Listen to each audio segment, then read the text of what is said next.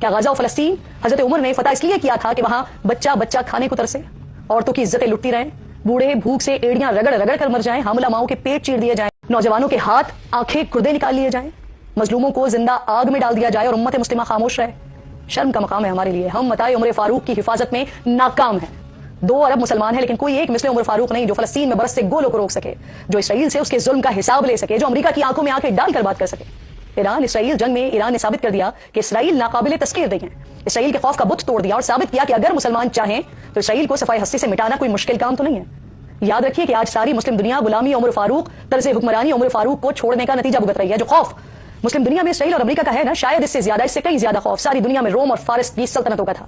فارس پوری کائنات کا سب سے بڑا خزانہ رکھنے والی ریاست تھی، جس کے جنگجو لاکھوں میں تھے، جن کے پاس جدید ترین ہتھیار تھے.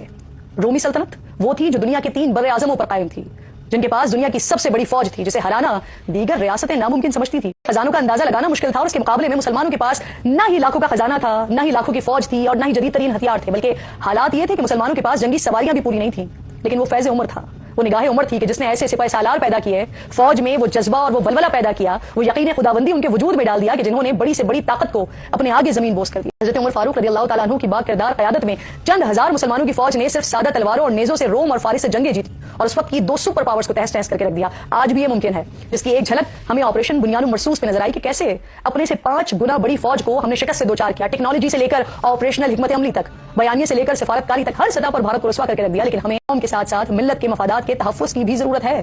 نیٹو کی طرز پر اسلامی اتحاد بنانے کی ضرورت ہے اور پاکستان کو اس کو لیڈ کرنے کی ضرورت ہے، جو اسلام کے نام پر بنی واحد اسلامی ریاست ہے، جو ایٹمی قوت ہے. ورنہ یاد رکھیے کہ کل بھی یہ طاقتیں ہمیں آپس میں لڑوانا چاہتی تھیں، چاہے وہ نام امریکہ نہیں تھا، فارس تھا، اسرائیل نہیں تھا، روم تھا، لیکن کردار اور طریقہ کار وہی تھے جو آج ہیں. مسلمان ایک قوم ہیں، ایرانی نہیں، پاکستانی نہیں، افغانی نہیں، سعودی نہیں، ترک نہیں، قطری نہیں، ہم مسلمان ہیں، بس مسلمان. یہ جتنا جلدی سمجھ لیں نا یہ بہت بہتر ہوگا. اسی لیے حضرت علامہ اقبال رحمۃ اللہ علیہ فرماتے ہیں کہ امتازہ خداؤں میں بڑا سب سے وطن ہے، جو پیرہن اس کا ہے وہ مذہب کا کفن ہے. اس میں کوئی شک نہیں ہے کہ مسلمان پھر سے ساری دنیا پر حکومت کر سکتے ہیں، جہاں حکمرانی کسی انسان کی نہیں اللہ کی ہو، جہاں فیصلے تعلقات جبر اور لالچ کی بنیاد پر نہ ہو، اللہ کے قانون کے تحت ہو.